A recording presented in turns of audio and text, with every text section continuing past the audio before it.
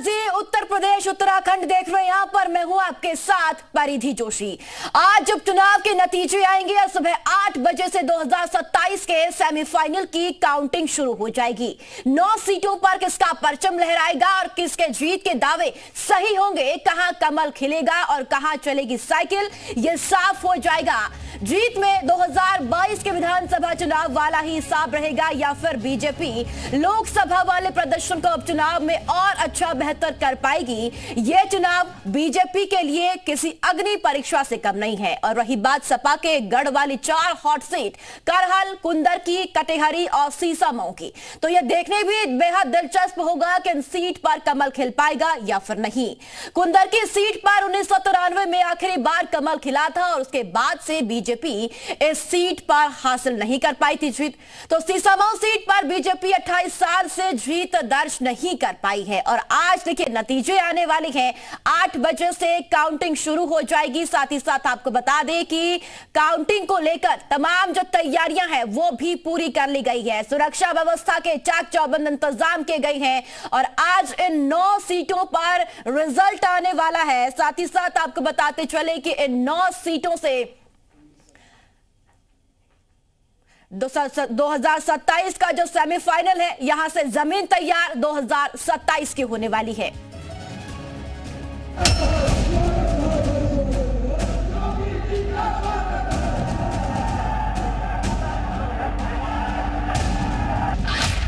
सत्ताईस के सेमीफाइनल में किसका डंका?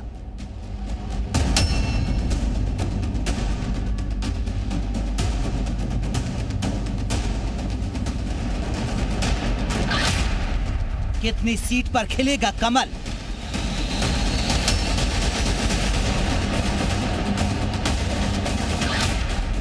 कहां कहां दौड़ेगी साइकिल?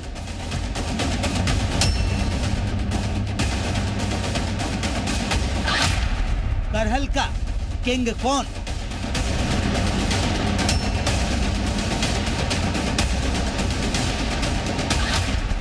कटेहरी का किला किसका?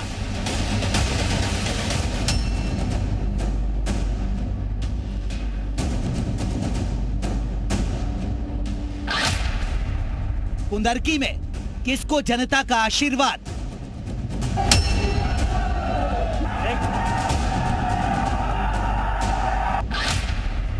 नौ सीटों की जंग, जनता किसके संग?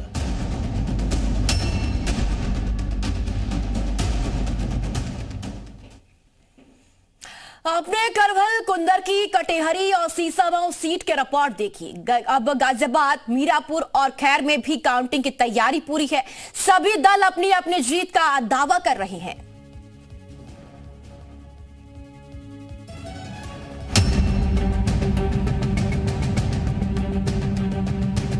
करहल का किंग कौन?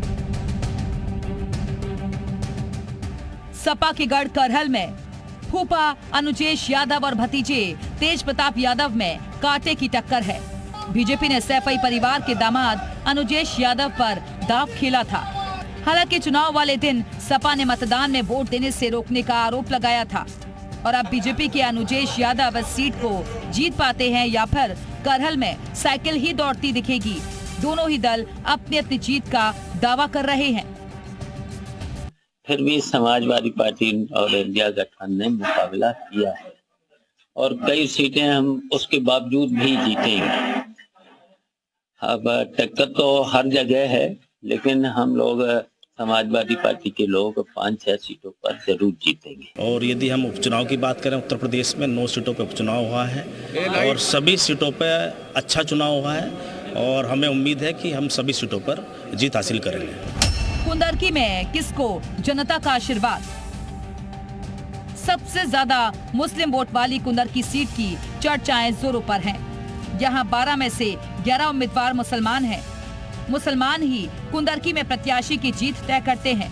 इस लिहाज से देखें तो यहां समाजवादी पार्टी की जीत तय मानी जा रही है। हालांकि बीजेपी भी जीत के दावे कर रही है।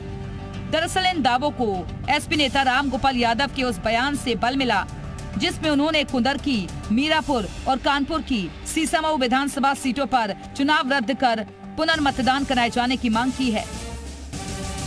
आपने कुंदरकी और मीरापुर सीट को दोबारा चुनाव के लिए ट्वीट किया, तो आपको क्या लग रहा है कि ऐसी कौन सी कमियां रही जिनको दूर करने की अब जरूरत थी? नहीं, जब सरकार वोट डालने नहीं दे रही किसी को, खुद वोट डाल रही, इलेक्शन कमीशन को स्वतः संज्ञान लेके उसको रद्द कर देना चाहिए। एसपी उम्मीदवार हाजी रिजवान ने भी चिट्ठी लिखकर चुनाव आयोग से चुनाव को रद्द करने और फिर से सभी बूथों पर पुनर्मतदान कराने की मांग की थी। अब इस तरह के आरोप लगते हैं तो ये नैरेटिव बनता है कि जो हार रहा होता है वो इस तरह के आरोप लगाता है। इस सीट पर 1993 में आखिरी बार कमल खिला था। उसके बाद से बीजेपी इस सीट पर कभी जीत हासिल नहीं कर सकी है। हालांकि बीजेपी का दावा है कि पार्टी उम्मीदवार ठाकुर रामवीर इस बार जरूर जीतेंगे। आदरणीय मोदी योगी जी की लोकप्रियता है और कार्यकर्ताओं की परिश्रम की पराकाष्ठा है, जिसके आधार पर हम चुनाव जीतेंगे। जनता जनार्दन का आशीर्वाद। कटहरी का किला किसका? कटहरी सीट भी सपा का किला रही है। इस सीट पर 2022 में चली साइकिल क्या इस बार पंचर होगी या फिर सपा सांसद लालजी वर्मा की पत्नी शोभावती वर्मा एसपी के गढ़ को बरकरार रख पाएंगी या बीजेपी कैंडिडेट धर्मराज निषाद को जनता का आशीर्वाद मिलेगा? हालांकि दोनों ही दल अपनी अपनी जीत का दावा कर रहे हैं। जहां तक यूपी की बात है, यूपी की जनता 9 की 9 सीटें भारतीय जनता पार्टी को हरा रही है। इसलिए परिणाम तो उन्होंने खुद ही बता दिया, तो हम क्या बताएं परिणाम? परिणाम तो वो बता रहे हैं। उन्होंने तो परिणाम आने से पहले ये मान स्वीकार कर लिया कि वो हार रहे हैं। सीसामऊ में किसका डंका? सीसामऊ सीट पर बीजेपी 28 साल से जीत नहीं पाई है। इस बार यहां बड़ा उलटफेर हो सकता है। बीजेपी का एसपी कैंडिडेट नसीम सोलंकी को मात देने का दावा है। नसीम इरफान सोलंकी की पत्नी है, जो 2022 में यहां से चुनाव जीते थे, लेकिन एक मामले में सजा होने के चलते उनकी सदस्यता चली गई थी। जनता के बीच में दुधारू गाय बन के गए। अब विपक्ष के लोग तो ठाठ गाय बन के गए, तो ठाठ गाय से कहाँ दूध मिलेगी? तो जनता दुधारू गाय के साथ अब विपक्ष झूठा चिल्ला रहा है। आप ही लोगों के स्क्रीन पर कल आएगा तो फिर मिलेंगे। करहल, कुंदरकी, कटेहरी और सीसामऊ इन चारों हॉट सीट पर मुकाबला बहुत कांटे का है। एग्जिट पोल में समाजवादी पार्टी अपने मजबूत किलों को बचाती नजर आ रही है, लेकिन उपचुनाव में किसका परचम लहराएगा ये काउंटिंग के बाद ही साफ हो पाएगा। ब्यूरो रिपोर्ट, जी मीडिया। तो आपने देखा इन 4 सीटों का हार, जो कि